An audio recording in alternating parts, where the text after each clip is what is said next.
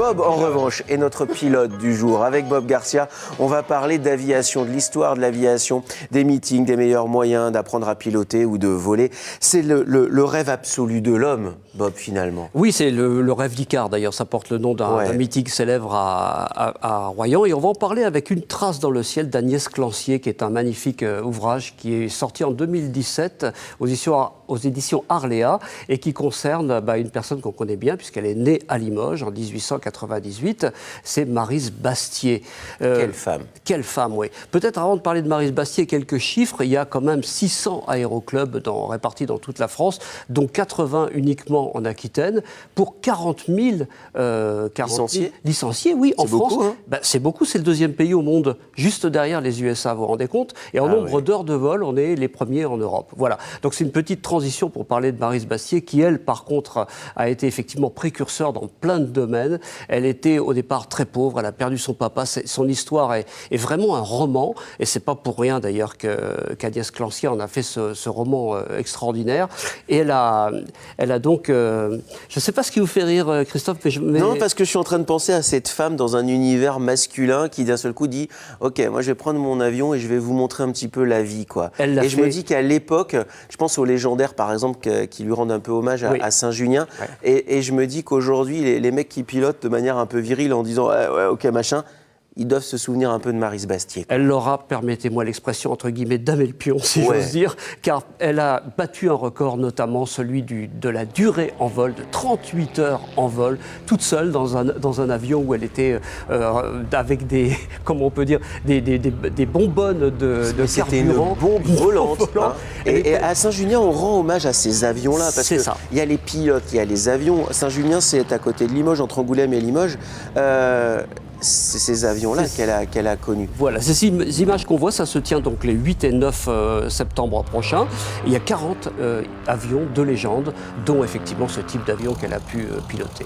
Maryse Bastier a piloté, elle a battu des records, elle a montré des chemins. Il fallait financer tout ça. Eh ben, justement, elle n'avait pas un centime, donc elle a trouvé le moyen. D'abord, elle a eu la passion du pilotage en épousant son filleul de guerre, ce qu'on appelait un filleul de guerre. C'était la personne, un soldat avec qui elle correspondait. C'était Maurice Drouin. Ah non, c'était Bastier. C'était Bastier. Oui, Bastier qui lui a donné son nom. Monsieur Bastier. Monsieur Bastier, forcément, parce qu'elle s'appelait Bombec. En quelque sorte, quand elle était jeune, elle s'appelait Bombec. Après, elle a changé, elle s'appelait Bastier. Et donc, ce Bastier lui a donné cette passion pour l'aviation.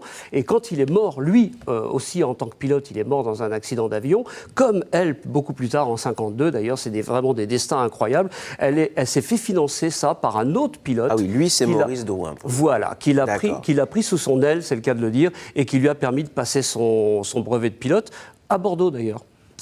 Sur exactement l'emplacement de Bordeaux-Mérignac, l'aéroport d'aujourd'hui. Voilà. Et c'était en 1925. C'est ça. C'est quand même incroyable. Grand écart, énorme grand écart, puisqu'aujourd'hui, dans notre région, il n'y a pas un département où il n'y a pas une petite PME qui fabrique une pièce pour que l'Airbus puisse voler. Voilà, c'est ça. Donc ces pièces-là, faut voir ça comme un immense puzzle. Il faut bien les assembler à un moment ou à un autre, fatalement. Et puis elles sont amenées par voie fluviale et puis voie terrestre également. Et c'est ainsi qu'on a vu passer sur des barges géantes sur la Garonne, en particulier 124 Airbus qui sont passés sous le fameux pont de Pierre, vous savez, en fonction des marées, etc. Voilà, et puis sur les routes aussi du côté d'Agen, on voit passer souvent des pièces de l'Airbus. C'est très impressionnant, mais ça veut dire que l'histoire de l'aviation de l'époque de Maryse Bastier continue. Et avec quelle technologie? C'était chouette de rendre hommage à Maryse Bastier. Une trace dans le ciel. Il faut le lire, c'est vraiment magnifiquement bien écrit en plus. Bob, c'est notre pilote du jour.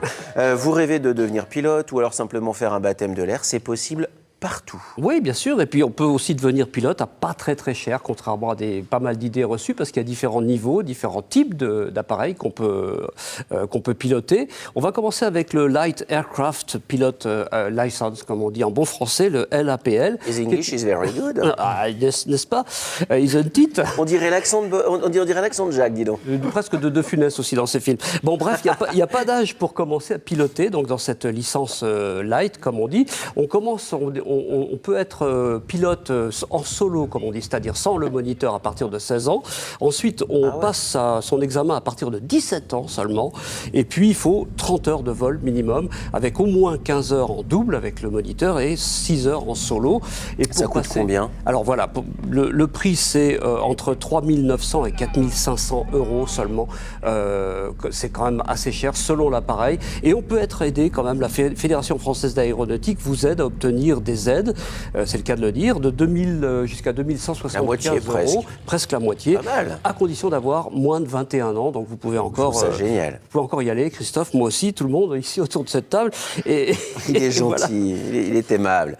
Bon, il y a d'autres solutions beaucoup moins onéreuses. Oui, quand même. L'ULM ultra léger motorisé, là, il vous faut 50 heures de théorie, 30 heures de pratique, et ça vous coûte seulement entre 2500 et 3000 euros. C'est pas mal, mais c'est quand même un petit peu moins cher. Ici, et le planeur aussi. Et le planeur, alors là, vous avez carrément le brevet pour moins de 1500 euros, et ça vous demande quand même une durée d'apprentissage sur une saison entière. Vous pouvez piloter en solo à partir de 15 ans et passer votre brevet à partir de 16 ans. Et puis, 15 ans 15 ans oui. à la manette d'un planeur. Cela dit, les sensations doivent être fantastiques. Ah non, c'est merveilleux. Sans bruit, ouais. Juste ça le vent sur les ailes. Le moment où ça lâche, comme ça, plaf.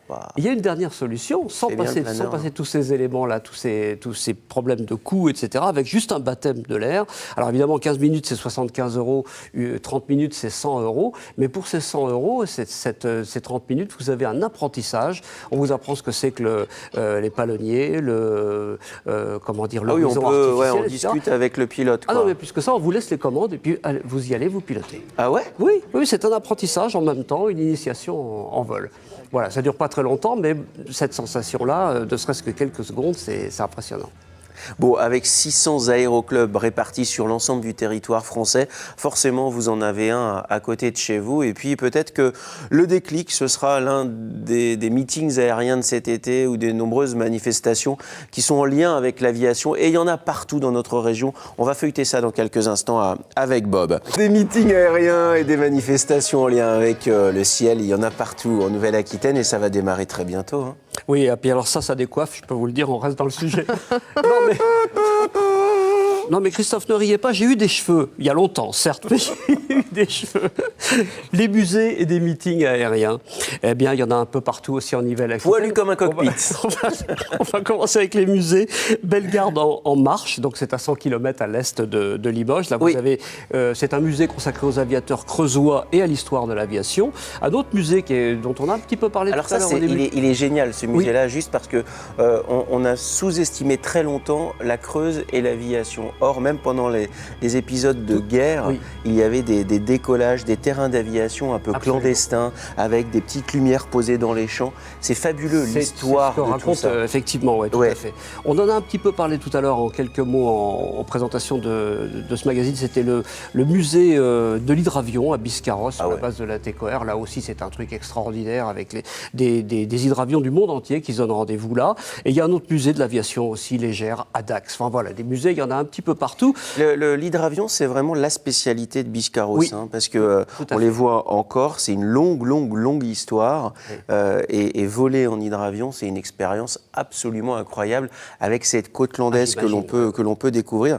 Et tout ça est lié évidemment à ces eaux plutôt calmes offertes par les étangs et les lacs autour de Lacanau, de Biscarrosse, etc. Voilà, on peut se Belle poser, expérience. redécoller, oui, c'est extraordinaire. Ouais. C'est un petit peu out of Africa, mais chez nous, quoi.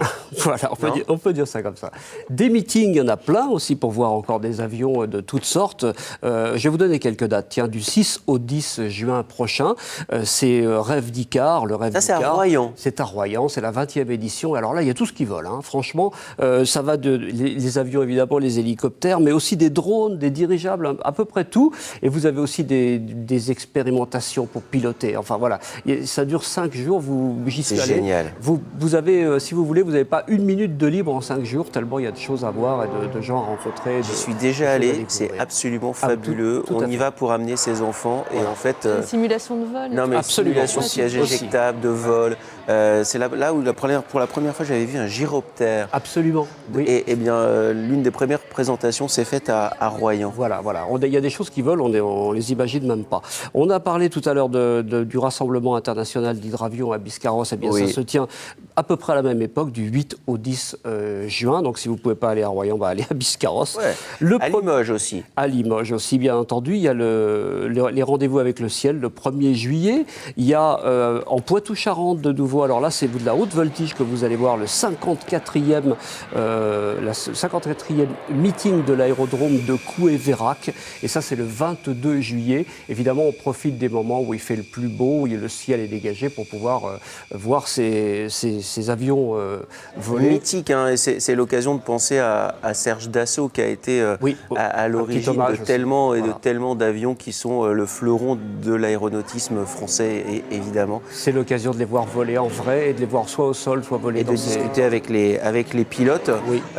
Du côté de la Dordogne, à Belvès, pas très très loin du château des Milandes. Alors là, oui, en plein Périgord noir, c'est à 55 km à l'est de Bergerac, pour le situer plus précisément. Là encore, un autre meeting aérien le 15 août prochain, où là encore, vous avez des tas d'avions de toutes sortes et de toutes époques que vous pouvez voir en voltige. Voilà, c'est toujours assez extraordinaire. Je ne sais pas s'il y a des baptêmes de l'air de cette manière-là, ça m'étonnerait. Les gens restent en bas. C'est un peu renversant. Ce qui est super sympa, c'est que souvent dans ces meetings-là, quelque part en Nouvelle-Aquitaine, il y a un passage de la patrouille de France. Oui. Hein, moi, je les ai vus sur la plage de Lacanau. Tu es sur ta serviette comme ça, tu as la patrouille de France qui passe, qui fait son meeting. C'est toujours impressionnant.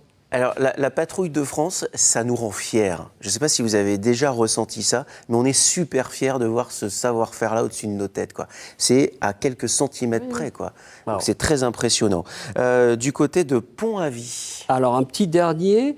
Le 19 août ? Le 19 août, je ne l'ai pas, celui-là. C'est le 19 août à Pont-Avis. Voilà, il y aura un meeting. Et puis, on en a parlé en tout début, grâce évidemment à cet ouvrage consacré à Maryse Bastier, légendaire. C'est à Saint-Junien. Et ce sera au mois de septembre pour clore la saison des meetings aériens. Les 8 et 9, voilà. Avec des appareils anciens.